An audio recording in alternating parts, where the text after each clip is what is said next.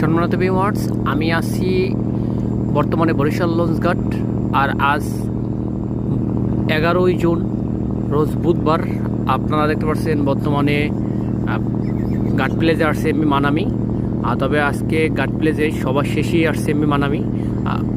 তবে তার পিছনে আরেকটি লঞ্চ দেখা যাচ্ছে পারাপাত 18।